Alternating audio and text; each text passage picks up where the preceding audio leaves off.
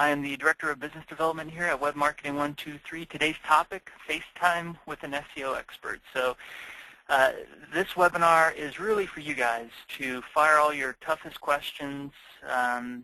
We'll definitely make some time at the end of the webinar to do some live site analysis examples. So at any time during the webinar, if you'd like for me to take a look at your website, a #1 keyword that you want to rank for, and have me kind of dive down deep, look at what's going on, who's ranking for it, how they did it, and what exactly should you do a little bit differently in order to incentivize Google to rank your site higher than theirs.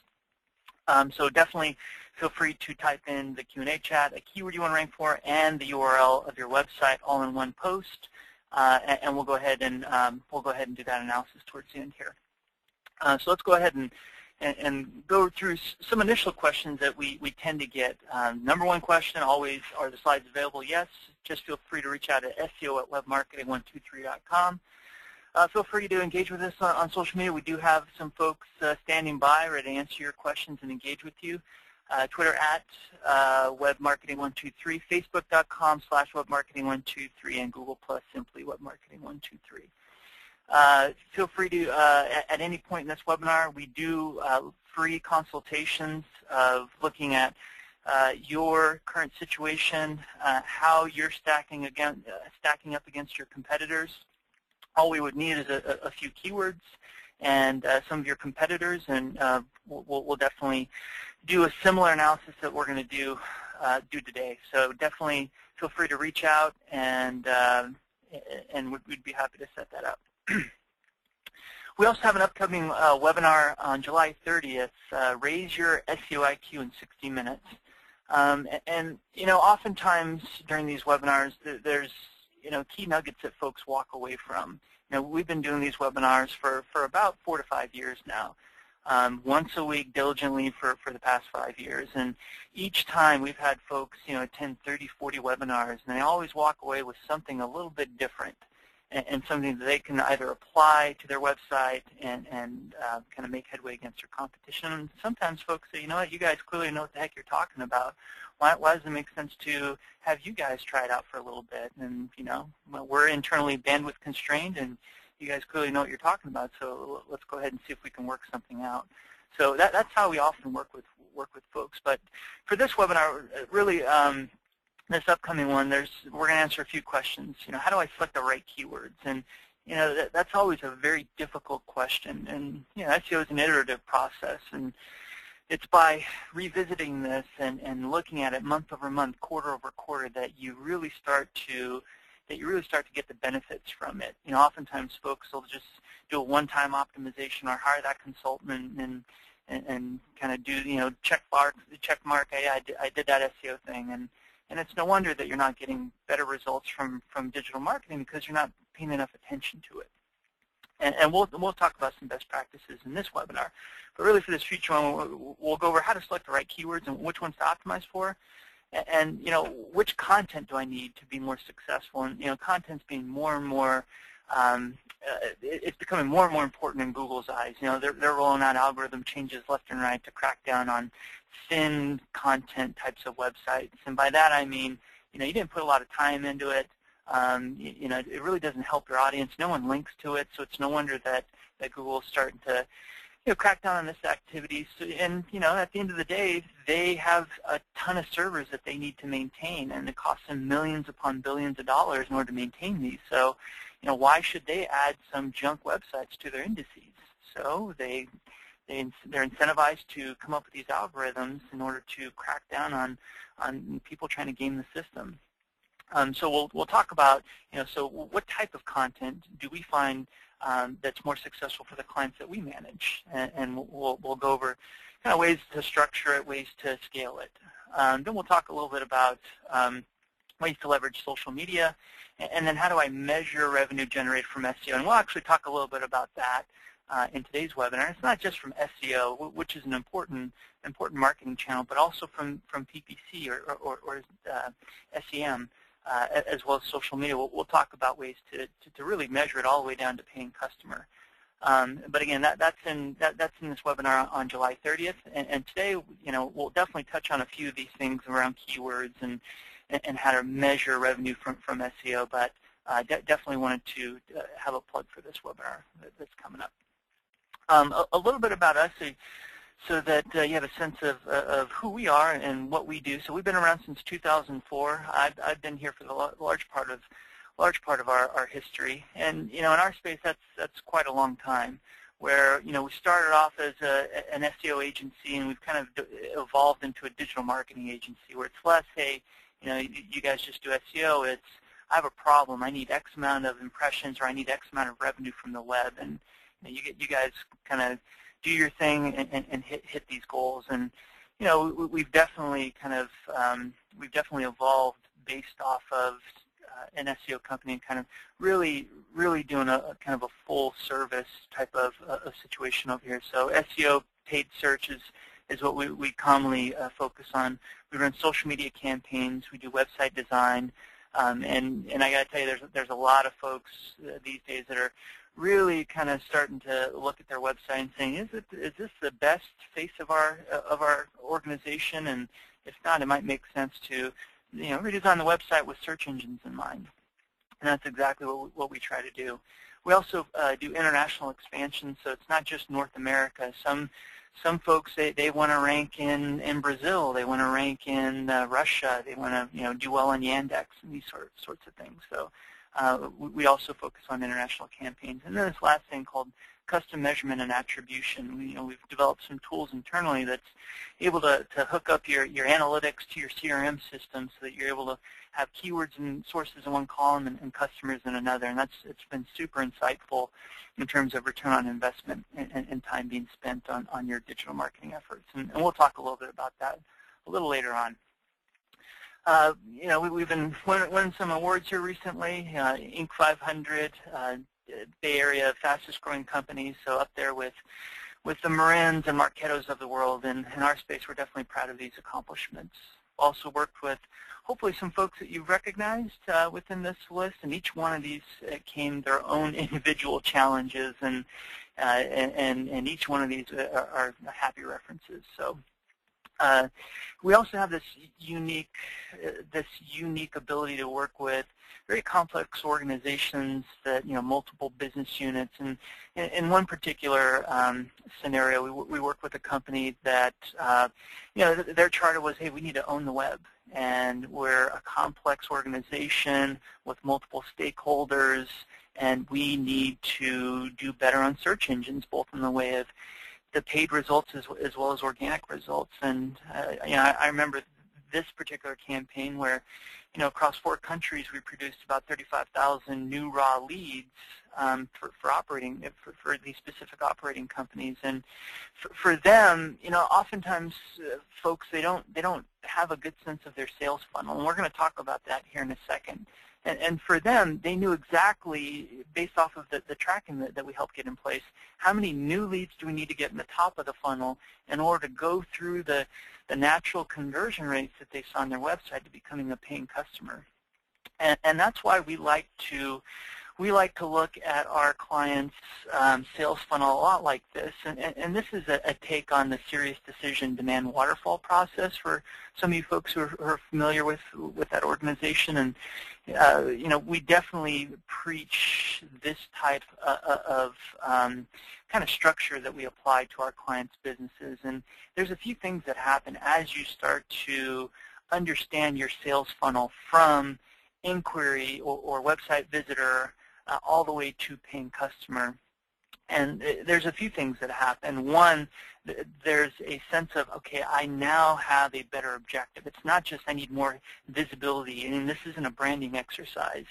There is a natural rate at which people go into your sales funnel and become a paying customer. And you'd be surprised at the how big organizations, ones that you would recognize if I name them, that I talk to that have zero clue what their current natural conversion rates are. And let me be clear by that, by what I'm saying here, and kind of give an example. So, we focus on this side of the funnel right here. There's 2 ways that you get folks into your sales funnel: via inbound marketing and outbound marketing. And a lot of folks they're still stuck on outbound channels, and they have fixed budgets, and for whatever reason, no one touches those. Only to find out that, hey, if you spend a little bit more time and effort on this thing called inbound marketing, where folks are raising their hand and saying, hey, I'm looking for this particular keyword, it just makes a lot of sense in order to show up for that. And as folks go into your inbound kind of funnel, we tend to see some natural conversion rates. And the benefit of working with an agency is because we work with so many different clients across verticals, it allows us to understand what are the natural conversion rates, and let's apply that to your existing situation. And by that I mean, for every 100 people that come into your website, do you know at what percent they actually fill out a form? So the person, for every 100 people that reach your website, at what percent do they fill out a form or go into the shopping cart and actually convert for some of the B2C folks out there? And to give you a sense, there's some natural conversion rates for B2B types of websites. You've heard the 1% type of rule before. In other words, for every 100 people that reach your website, you should at least get one form fill out or one raw lead based off of that. And again, a lot of folks, they don't know that number, either because they're not close to it, or their systems don't talk to one another, or for whatever reason they just never thought it was important. But it's very important, because you start to look at your digital marketing a little bit differently. So as they go into that inbound side of things and become what we call a raw lead, there's a natural rate at which they become what we call marketing qualified. And some folks, they don't even have these numbers in place. And what we tend to see is about an 80-20 rule as it pertains to leads from the web. In other words, for every 100 inquiries, about 80 of them are not ready now or junk in one way or another, meaning there's 20 that should be qualified. And if that number is a little high to you, you might have a little bit too kind of stringent of a qualification process in place. But when we look at our clients who are B2B in nature, there's about a 20% qualified rate. Then they go into what we call a sales qualified a situation where sales says, yep, I'm going to accept that. And they have BANT, budget, need, timing, and authority. So let's go ahead and go through that process. And again, we tend to see about a 20% qualified sales qualified rate based off of marketing qualified. And again, if this is all news to you, I'd be happy to again do that consultation, walk you through exactly how we look at it, and maybe help you kind of understand your sales process. And I got to tell you, for every 100 folks that I talk to that have their sales funnel and they know their conversion rates, it's always an easier discussion, and it's just it's a business case we're making at that point. And essentially what I'm saying is, hey guys, if I can get you another 100,000 people to your website, applying your current conversion rates, going and applying your average sale price, it just makes business sense to get help with this stuff, and not have that that marketing manager who has 15 other things to do also focus on SEO, where there's an opportunity cost there. So definitely, I'd love to talk to you if you know your current conversion rates right now, and you just need more top of the funnel activity. And alternatively, if you don't have your sales conversion processes down, I'd love to talk to you to help you figure out what the heck are they, and a different way to look at this thing. But as we work with clients, this is a super helpful, almost liberating thing that happens as we go through this. So let's talk a little bit about this agenda now. So we'll talk about a kind of a digital marketing survey that we put together. It is in 2012, but we're actually coming up with a new one here in 2013. We'll talk about the state of search marketing, a shift in the purchasing process that we see, and then a proven process for what we call strategic SEO. And then we'll talk a little bit about the importance of measurement and attribution, and then finally we'll go through some live site analysis examples to give you a flavor of what that free consultation would entail. So very quickly, we'll go through this. In July of last year, we ran a survey of over 500 marketing professionals. Some well-known companies participated in that. It was the second annual State of Digital Marketing report. The mixture of those 500 respondents was about 65% B2B, 35% B2C.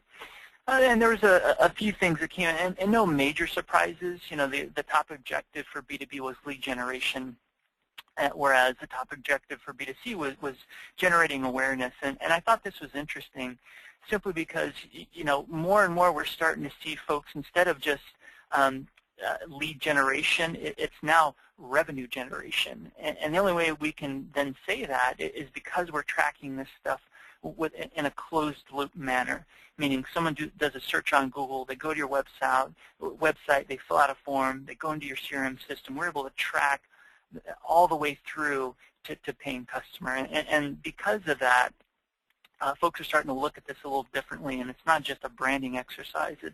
This is an honest-to-goodness revenue-generating process that we're going through here.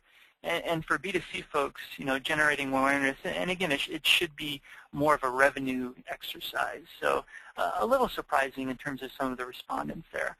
And then when we compare different marketing channels, social versus paid versus SEO, it turns out that organic SEO made the biggest impact on lead generation, both for B2B and B2C folks. And again, these slides will be made available so that you can kind of share them internally if you're currently making that case internally as to why to get help or why to get more resources. You know, we'll definitely make sure that you get it. In terms of the state of search, you know, there's no surprise your audience is searching for you, and there's a ton of people, more and more, that are turning to search engines at a higher and higher rate. You know, just looking from 2010 to 2012, and not surprisingly, in 2013, that number is even going to be higher. And again, you know, unless you're on page 1 of the search results, you're basically invisible. And really, there's two ways to get there, right? You can either pay to be there, and here's some of those paid results, or you can show up naturally. I mean, two ways to do it. And you know, you have to pay for them, and unless you know, if you don't rank well organically, you have no choice but to pay for these keywords.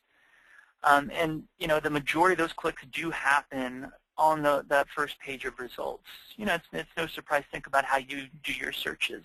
So unless you rank within those first few positions, you're basically invisible. And what we often find is really helpful is understanding, well, exactly where and what position. Some of you folks have spent dollars and time and resources on this thing called organic, and you know, you don't have a sense of what you're getting or what you're missing. So it's helpful to look at click-through rates based off of organic ranking positions. And this was an Optify study that was done where it looked at, for ranking organically, what is the click-through rate? And this is a super helpful kind of chart to use, because then you can start to say, all right, what is it costing my business by not ranking in the top 3 positions, where we're looking at an average click-through rate based off of the first 3. And if you look at it this way, you can start to identify and put a number to that opportunity cost. Meaning, let's say you're targeting 50 keywords, and that search volume is like 100,000. And right now, you're not ranking within the top few positions for these keywords. You can essentially apply that average click-through rate to that 100,000 search volume and say, here's how many raw visitors I'm missing to my website. And because you've done your homework and you know exactly what your sales funnel is, you can then go, okay, what % do I convert them to a raw lead? Well, we said about a 1% is pretty average. So 1% of those visitors is, here's how many raw leads you're missing. And because you know your sales funnel, you can put a cost to what is it costing your business to not do this thing called search engine optimization. And so it's really a different way to look at it. And if you'd like to walk through that process, you know, that's one of the things that we do during those consultations. We'll walk you through, hey guys, here's how much it's costing your business to not do this thing. And you know, it's an adult decision. You can either decide to do something about it, not do something about it, or you know, get some help with it. And in terms of you know, what we're seeing in terms of year-over-year activity and people turning to search engines, primarily around B2B customers, you know, tons of folks are turning to search engines in order to gather their information. And oftentimes we'll talk to folks and they say, oh, well, internally I've tried to make this case, and, we're an old school organization, and, senior leadership, they just don't get it. And it's hard to refute kind of factual information where you can put in front, well, in fact, there are a lot of people that are doing searches on keywords that make sense for our business. And if we go through that process of identifying what is it costing our business today to not do this thing, if I'm a CFO, I look at that and I say, okay, well, I can either get the return based off of this trade show, and I'm not really tracking that all that well, or I can get the return based off this thing called digital marketing, where you guys are saying you can track it all the way to paying customer. That's a different value proposition, isn't it? And in terms of that shift in the purchasing process, I find that this is a pretty alarming number in terms of the folks that are making the sales decision without even talking to your sales reps. And the CEB, or Corporate Executive Board, came out with this metric about a year ago now, where they've been going to large organizations, and I talked to one recently where they said this percentage scared the crap out of them.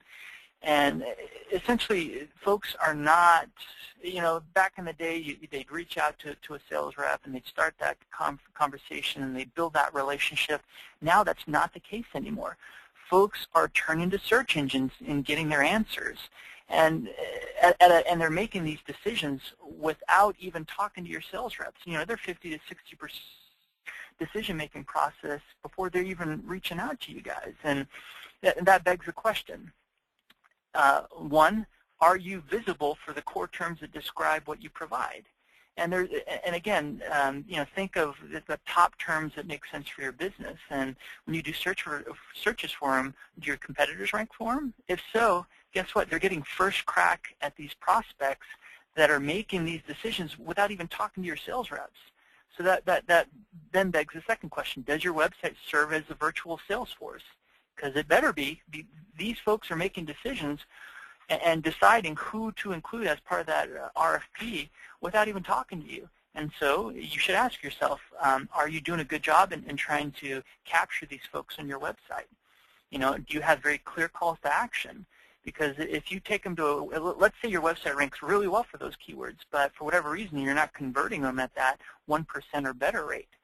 Well, you're making it harder for them to reach out to you, and you should have very clear calls to action. The 3-second rule: within 3 seconds or less, is it clear on any page of your website what you want folks to do? And that's been a big, big problem, especially with very large organizations. And the kind of decisions are being made higher and higher in the funnel. We're finding, and there's a rate at which people kind of turn to search engines, and really it starts at the top. It's usually a problem recognition type of search. Then they're gathering information, and they're looking. Then they're evaluating alternatives. So they're deciding who to add to their kind of basket of companies in order to decide who to extend that RFP or make that purchase decision with. Then they go through that decision, and finally become a paying customer. And we find that there's different marketing levers that you pull that we find that work well at each one of these stages. And I'm going to share a tool that I shared on the last webinar called the Path to Customer Journey. That's a Google tool that hopefully will arm you and kind of maybe help illuminate exactly how folks within your industry are using search engines. But let's get through this really quickly. And what we find that works really well as introduces is SEO activity, display types of, PPC display advertising works really well. Email marketing as part of those introducing your brand, your name to potential prospects. Whereas influencers, social media, brand names, search advertising, and this thing called remarketing, retargeting. It does really well to remind folks, hey, remember us?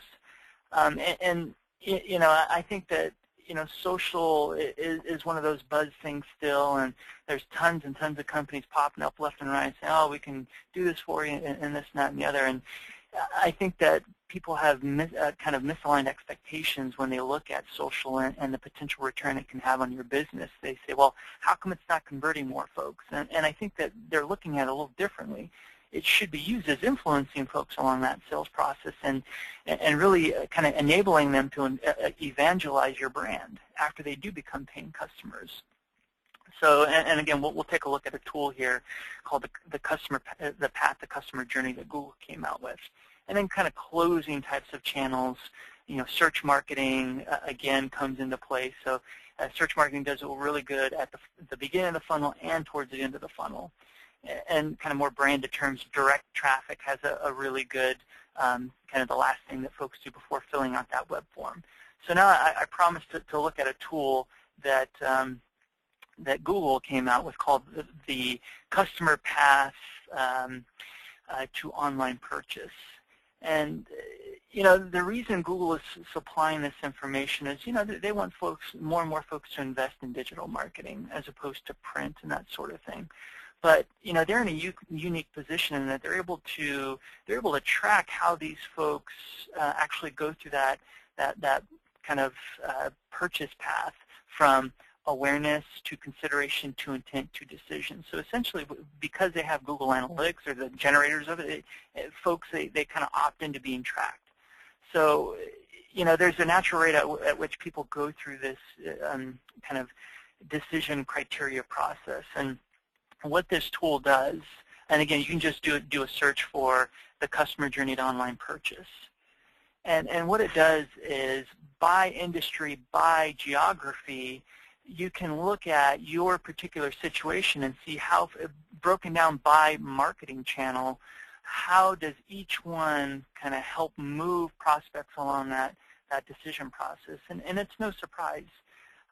Especially if you have a high-ticket, high-consideration item, the likelihood that someone's just going to do a Google search and convert right then and there is pretty slim, right? Because they're going through that process. You got to introduce them. You got to date them for a little bit, and then hopefully you get married at the end of that.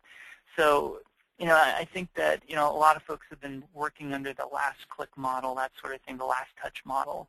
Whereas, in fact, there's other marketing activities that help influence and introduce these folks along that decision process, where it can take 4, 5, 6 touches before they finally become a paying customer. So broken down by industry, let's say you're in the tech space, for instance. Notice how things shift around here. So within tech, essentially the awareness activity is happening on the left-hand side here, whereas the decision types of channels are happening on the right. So your display advertising, your social media activity shouldn't be looked at as, okay, these are the channels that are closing business for me, and that's just not the case. So I think that they should have inherently a different criteria for what success is.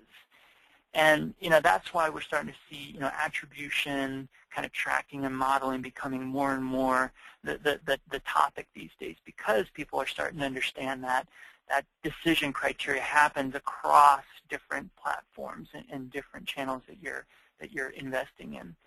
And whereas direct traffic is, not surprisingly, one of the last things folks do before filling out that web form and then going into your CRM system or adding that product to their shopping cart and hitting purchase. So I think that this is a good way to look at, and a different way to look at, how each one of your channels that you're investing in helps contribute according to Google, which ultimately that's who we're trying to please here, right? Unfortunately. And again, you can look at, let's say you're in Germany or Japan or UK, and it's definitely interesting to kind of look at this and how each channel helps influence and ultimately kind of convert that last prospect. So let's go ahead and pick up the pace a little bit here. I know we want to do some live side analysis examples, and we have quite a little bit more to go through here. So let's talk a little bit about kind of how each one of these channels actually helps convert folks. And this was a study that was done by HubSpot that looked at from raw lead to customer percent closed by channel. And HubSpot is essentially a tool that allows you to track folks and that sort of thing. And there's some SEO kind of components to it. But the idea here is that because folks are using this tool, they're able to track it all the way to paying customers. So by looking at this, it's kind of interesting, right? So for every 100 raw leads based off of SEO, 15 are able to become closed and paying customers. So, and that's kind of consistent when we reference back to that customer path to journey tool that Google had. Whereas social media, hey, based off of the last touch point, for every 100 form fill outs that come from social media, not a higher percentage actually becomes paying customers. So it's definitely a different way to look at your sales funnel. The process that we apply to our clients is more of kind of a strategic process where it's very structured, and it's by having that structure that we get the results that we're able to for our clients. And a lot of folks, they get hung up on the implementation side of things, and they jump into keywords, and and we need content, and we need this thing called backlinking, inbound links, and socials being more important, and oh yeah, I got a meta tag left and right. So a lot of folks get hung up on this side, whereas what we found as being a little bit more helpful before you do that implementation, you got to do kind of, why are we doing this? Is it to and it shouldn't be just to get more hits to your website. Hopefully by going through that sales funnel, we highlighted that you should first have a good sense of, all right, how many inquiries do we need? How many raw visitors do we need to the website? And apply my natural conversion rates.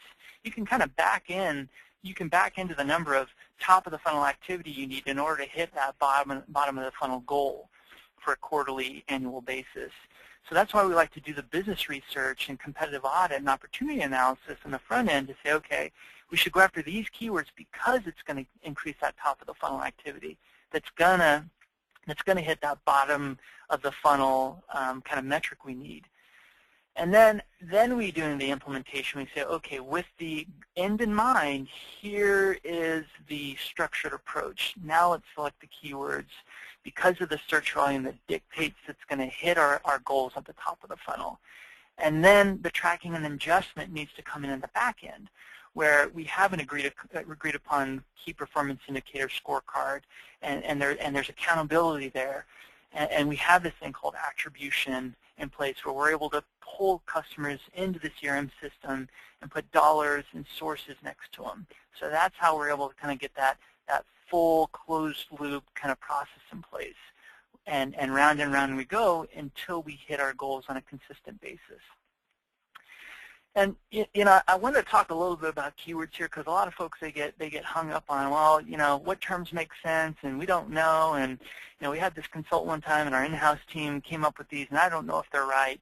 And just to walk through the conundrum really quickly, there's a trade-off that we have when we're doing keyword selection. We all want to rank well for that super competitive keyword, and but the bottom line is that there should be kind of several buckets of keywords that you're going after. And at any given time, they should be a healthy mix of kind of 2 to 3 keyword key phrases. I mean, if I'm a company, hey, I want to rank for software, for instance, but it's just not in the cards. Right? I mean, if you're a small to medium-sized company, or even an enterprise company, you would really have to put a lot of time, effort, and resources in order to rank for something for like software. And even then, it probably wouldn't convert all that well. You might get a ton of people to the website, but they're not going to actually go through and become a paying customer because of the nature of that term. So you have a trade-off, and ideally, we find that terms that are anywhere from 2 to 3 to 4 phrases and links actually have a higher rate to convert. So the link of the keyword is on this axis, and the conversion rate is on this axis right here. So it turns out that the keywords that are right around that length actually have a higher likelihood to be converting terms. So I find that this is a helpful thing to kind of walk folks through, and this was done by SEO Moz back in the day. A lot of folks shared their data and looked at conversion rates and looked at the length of the keywords. Then as you have your kind of keywords figured out, and these are some of the keywords that we optimize our website for, and there's kind of a publicly available tool that Google has where you can look at how many people search this term and how competitive is it from a AdWords standpoint. It just so happens, hey, this is how many people are searching for this term organically as well. So you have your keywords kind of broken down by search volume and that sort of thing. And we kind of take it the next step, and this is part of that structured approach. So let's say you're going after 500 keywords or whatever it is, and even then I would say that's too many to aggressively go after in any given quarter. We like to have kind of a keyword mapping document so that we have our blueprints, right? You wouldn't build a house without blueprints. So too, do we say you should have a kind of your blueprints for your SEO activity. And we look at it very much this way where, we're targeting X amount of keywords for certain pages of the website. And, oftentimes when we go through this exercise, and, keyword selection is one of the first things that we do in any campaign. Again, we want to understand the business problem and what are we trying to achieve based off of this. Then we do the keyword research. And we take into account your audience. A lot of folks, they end up redesigning their website and they finalize their copy without even taking into account what their prospects are doing searches for. And because that's the case, it's no wonder you're not getting more traffic, more visibility to your website, because it's around terms that you internally use and your prospects don't use. So that's why we like to take that outward-in approach. In other words, what are our audience doing searches for? And we have tools that we use, and because we do this for a lot of companies, we're pretty darn good at this process where we boil the ocean, come down to a core list of terms, and let's map them to the right pages. And now that you have the right keywords for the right pages, then you build your content around it. Right? So these 3 keywords better be on this page. Here's how many instances we'd like to build it in there. Because Google's cracking down on thin content websites, right? If your website is all flash or just all visual, it's not kind of the best way to put your foot forward in order to rank well for it. Right? There's this thing called on-page optimization where you want to get your keywords in the page title, alt tags, tooltips, header tags within the content a few times. And the more supporting content you can supply, at the end of the day, Google has a very thematically based algorithm. Right? They look at, all right, is this, you say you want to rank for this keyword, but it's nowhere on your website. So, there's a challenge there. You can't have your cake and eat it too, you see what I'm saying? So having this process is really helpful. So keyword mapping document. So now let's talk a little bit about this idea of kind of measurement and attribution. And again, we'll go into some live site analysis here with the remaining 20 minutes that we have left. And while I'm doing that, so again, type in a keyword you want to rank for and your URL in the same post, and I'll do my best to get to them as quickly as I can. So I see a couple already in here that look pretty good that we'll take a look at here in a minute. In terms of this thing called attribution, there was a Deloitte CMO Summit event where they asked CMOs, are you sufficiently prepared to provide hard numbers regarding your marketing program return on investment? In other words, if you have a $500K budget for digital marketing, for instance, for your inbound activity, what was your return on investment? And the answer was quite surprising. 7 out of 10 marketers can't attribute return on investment based off of SEO, paid, social, and that's surprising given the nature of digital. Digital, in my mind, digital marketing is trackable marketing. You should have, there's systems out there to help close that loop. We've built one, for instance, and we'll take a look at that here in a minute. So 7 out of 10 marketers can attribute ROI from SEO, the #1 challenge. So, and it's no wonder when we're talking to folks, you say, okay, if you want to work with an agency, it's going to cost X amount of dollars across X amount of months because of the nature of this thing.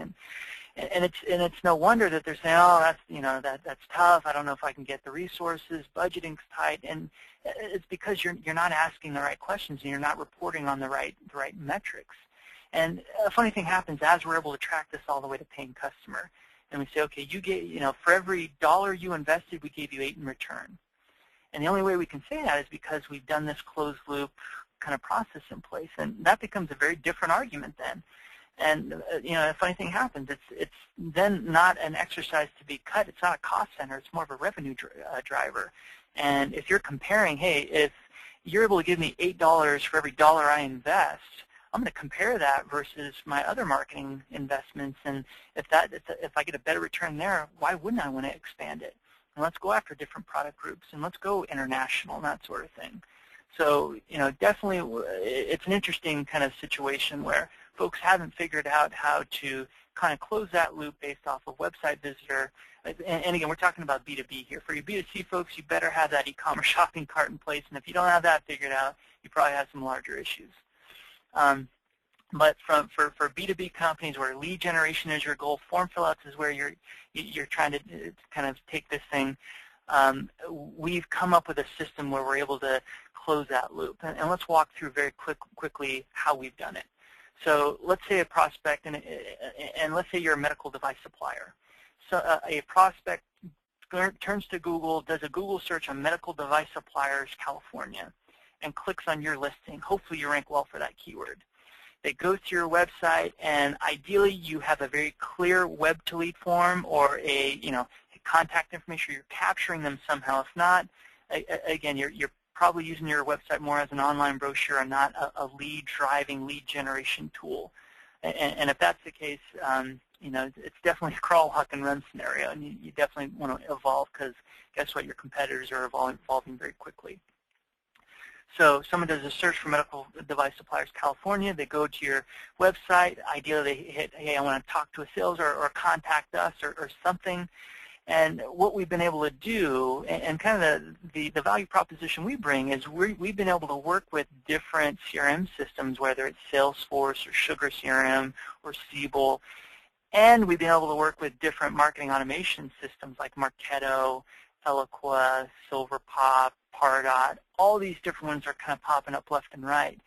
And we've been able to add some kind of tracking mechanisms to the form that's able to access that keyword and source and tie it to that web form so that when John Smith from XYZ company says, yep, I want to fill this out, we know they did so based off of Google on that particular keyword, and then piggyback that into your CRM system. And let's say it takes 6 months or 12 months to qualify that lead, and ideally that rep says, yep, paying customer, 50K. Then we're able to run some custom reports natively within your CRM system that has keywords, sources, dollar right next to one another. And then if this is the case, my very next question, if I'm responsible for driving traffic, I'm responsible for driving revenue for your business. So let's say you have an agency, for instance, and they need to know that these keywords are generating revenue, because my very next question is, where on earth on Google do I rank for that keyword today? Because it generated $50,000. And if I'm not ranking within the first few positions, by gosh, I better have a plan in place in order to get me there. Because if it can generate that much revenue and I'm ranking in the number 5 position organically, gosh, it just makes business sense in order to go after it. So, and oftentimes, we talk to a lot of companies that come to us having worked with agencies before, and they reported on Moz Trust and Moz Rank and kind of rankings, but they never really got to the revenue side of things. And ultimately, that's why you want to do this. You're doing this in order to get revenue. It's not a branding exercise anymore. So this is a different game, and because you can track it all the way to paying customer, it just makes business sense in order to grow this side of the business. And then, of course, the types of reports that we can look at based off of doing that closed-loop tracking. And again, I use an SEO example. Same thing for PPC. Same thing from social. We're able to track sources, how they found you, pull it into the CRM system, and as we do that level of tracking, kind of light bulbs go off, and they say, okay, let's take dollars away from that, and let's go ahead and funnel them here because it's generating more revenue. And then we can start to look at, hey, what keywords are generating raw leads that are generating X amount of opportunities, that are generating X amount of deals, and what is the deal value? And if this is the case, I'm looking at my analytics. I start to highlight a couple and I say, okay, all right, these are some good keywords that are generating revenue. Where do I rank on these organically? And let's go ahead and prioritize these for the quarter, generate some content, get some inbound links for these ones, and less so for ones like this one, where, hey, it's generating a lot of raw leads, but guess what? It's just eaten up a ton of sales reps' time because none of them are closing. So you start to really funnel your resources around a little bit more dynamically and focus on terms that are generating the right type of revenue and not just a bunch of raw leads. And of course, if you don't have anything like this in place, guess what? You're just shooting in the dark. You have no clue what keywords to go after because you have no idea how many leads they're generating and absolutely zero clue how much revenue. So again, if this is the case and this is of interest in you, I'd love to talk to you to talk about how we might be able to get this level of accountability tracking in place. All right, so with the 10 minutes that we have left, let's take a look at some live site analysis examples. Again, feel free to put in a keyword, your URL, and we'll see if we have enough time to get through it. And if not, we'll definitely reach out to all the folks afterwards and see if we can schedule that free consultation, taking a look at where you stack up against your competitors and what is it that Google loves so much about your competitors versus your website. So the first one that, and again, I'm going to jump on a browser here. Let's get that up. So the first one that someone submitted was the term enterprise mobility apps. Enterprise mobility apps is a keyword. Enterprise. And right away, that keyword, I like it. Remember the kind of the length of the keyword idea that we took a look at? So this is a kind of 3-keyword key phrase. And right away, I already like the length of it. I like the fact that it's a little bit more descriptive. It's not enterprise apps, for instance. While that might get more monthly searches, it probably wouldn't be a very good converting keyword, right? Because how many different enterprise apps are there? In this case, someone said, hey, I'm looking for mobility apps. So that's a very different intent. So it fits that 2 to 3 to 4 keyword key phrase in length. So right away, I like the length of the term. I'd want to be sure that, hey, there's enough people searching on it on a monthly basis. So I turn to tools that Google supplies. And I use the Google AdWords tool. And the reason Google supplies this is they want to give folks a sense of, well, how many, if I were to bid on this keyword, what would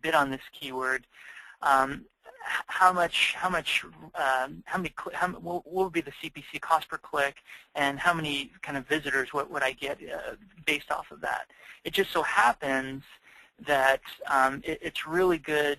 It's really good from an organic standpoint. Let's see if I can get the capture here. They always make it very hard to get just right. All right, so I plug in my term enterprise mobility apps. And there's a few things that it gives me here. So you got to be careful of the match type here. And again, because this is an AdWords tool, you have 3 match types: broad, phrase, and exact. I like to use phrase match for a few reasons.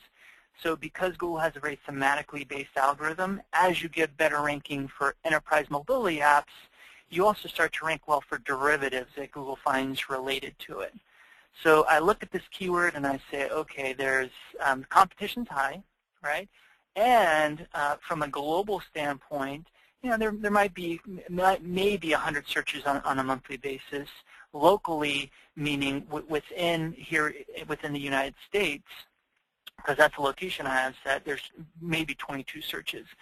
So, and I get a lot of questions like, well, is that high or is that low? That seems like low to me on a monthly basis. I get away from that type of analysis, and I try to put it more into, all right, let's go back to my sales funnel, and I try to identify how many people do I need to get in the top of the sales funnel, right, in order to go all the way through. And I look at my target keyword list a lot like, all right, let's look at it as a total number. And if I'm targeting a keyword set that has 100,000 searches, I look at it more in that type of fashion and less on an individual keyword basis. and even if you get one person who finds you on this term and you have a high average sale price, hey, it just makes business sense to be there. So right away, I look at what's at stake in the way of search volume for keywords. And right away, I say, okay, it doesn't get a ton of searches, but let's go through this exercise anyways. So enterprise mobility apps is a keyword, and here are some of the folks who are ranking well for it right now. So we got SAP that's ranking well. They're going to be tough to displace.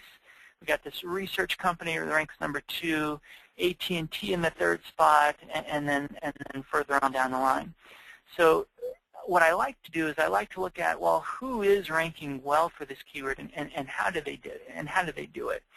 So let's take a look at least someone here on page 1, and the company that wants to rank well for this is these guys right here. These are the guys who submitted the keyword, and they want to rank well for it. So let's get their website up, and let's compare that to, let's see these guys right here. Let's compare these guys right here. So enterprise mobility apps, so these are the guys that want to rank well for it. And let's do a search for it, enter enterprise apps. So this is a keyword. I did a search for it, and notice right away, they didn't get it within the content. So that's one of the first things that I might look at, is trying to at least incorporate that keyword within the content. And there's kind of 3 key areas that Google pulls from. They pull from your page titles, they pull that URL, and they pull within the back end what we call a meta description. Those are the 3 things that Google pulls from. And let's go back to the search engine results page. So again, they pull from the page title, the URL, and the meta description. And it looks like they got that keyword within their meta description from what we see. And on-page optimization,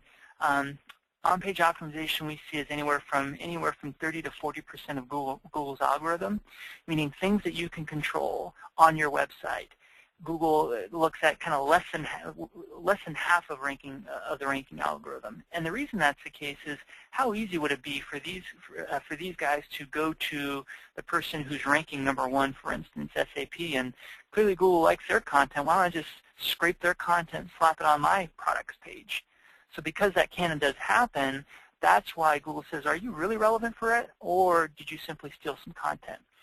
So that's why they look at, well, who links to you? Who references you? And do they have anything to do at all about enterprise mobility applications or enterprise mobility apps, which is the keyword we're looking at. So looking down here, these guys who want to rank for it, and they say they want to rank for it, but I look at the web page and I say, okay, we didn't get it within the URL at all. We have an overview page ranking for it. We got enterprise mobility platform. I guess that's okay. And notice they put their brand towards the end of the page title here. That's all right. And they got enterprise mobility, and then they have apps up here, but they didn't get that keyword within that order. So I might want to think about changing my on-page optimization just a little bit. And just looking at the site itself, the one thing I do think is interesting is that they have this kind of call to action on the right-hand side here that stays with the browser regardless of where I go. I think that this is okay, but if I'm a person looking to actually purchase an enterprise mobility app, I might not just try to do a survey with them. I might try to capture their information instead. So instead of having kind of this random survey down here, and I'm sure it's important for them for a reason, I might want to have name, email, contact a rep instead. So that's one thing that stands out to me, and I understand this is an app, survey app and that sort of thing.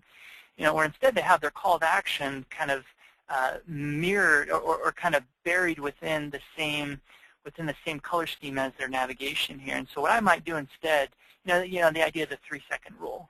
Is it clear within 3 seconds what you want me to do? So I might change the color of the button here, make it a little bit more prominent, that sort of thing. At worst, let's say I were to scroll down and actually read this, right away I've lost my call to action. So that's why some folks, we've gotten some persistent forms on our clients' websites, and instead of doing surveys, we use it as a lead capture form instead. So that's been good. And remember back to that closed loop kind of tracking situation we talked about? Essentially what we can do is have this form be generated from your CRM system and access that keyword and source so that when someone hits submit, we'll know they did so having found me on enterprise mobility apps. But again, you would have to use your web to lead form instead. So that's a kind of a best practice we've been starting to develop and launch for some of our B2B clients. And making it easier for folks to actually submit their information. So again, going back to that keyword though, so right away I might change my on-page optimization a little bit. I'd want to get that keyword maybe in that order within the page title. URLs are tricky. You definitely don't want to start changing URL structure just to target keywords. Google has over 200 variables when they're deciding whether or not to rank your website higher than your competitor. That's just simply one of the variables. But what I would do is I would try to get that keyword in that order somewhere within the content. And remember back to that keyword mapping document, because you have that structure on the front end, you know exactly, hey, I need to mention that keyword at least X amount of times within the content itself. And because they don't have that, it's probably no wonder that they haven't gotten that. They say it's an important keyword, but they don't even have it within the content that's ranking for that page. So that's one thing that stands out. And another tool that I'll share with you that we look at is a Moz tool, formerly SEO Moz. It's called Open Site Explorer. So if on-page optimization is anywhere from 30 to 40% of Google's algorithm, what's that remaining 60% of Google's ranking? Well, it's that linking activity. Who links to you? How do they do so? And for those of you who are focused on this stuff, you've probably heard of Open Site Explorer before. It's a fantastic tool. I highly recommend it. We use it for all of our clients. It's a way to look at who links to you and how do they do so. So let's take a look at the comparison here. And again, let's look at who is ranking well for it. And it's these guys right here. And let's grab them and let's plug them in here. And then let's compare our guys who want to rank well for that keyword. And let's look at what we're looking at here. And there's a few things that I look at. There's a few things that I look at when I look at this tool. I look at overall page authority. So from a page authority standpoint, it's saying that, hey, you guys, you have a stronger page.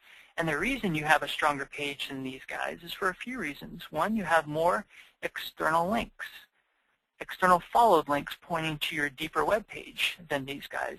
So we have a kind of an interesting situation here, where for this particular web page, for instance, they're beating you, yet you have a stronger web page. So I might want to drill down into, okay, of these 8 links that these guys have, I'm curious, do they have anything to do with enterprise mobility apps or anything like that? Because clearly Google likes their web page just a little bit more. You're both on page 1, but clearly they like it a little bit more, even though you have more links pointing to your deeper page.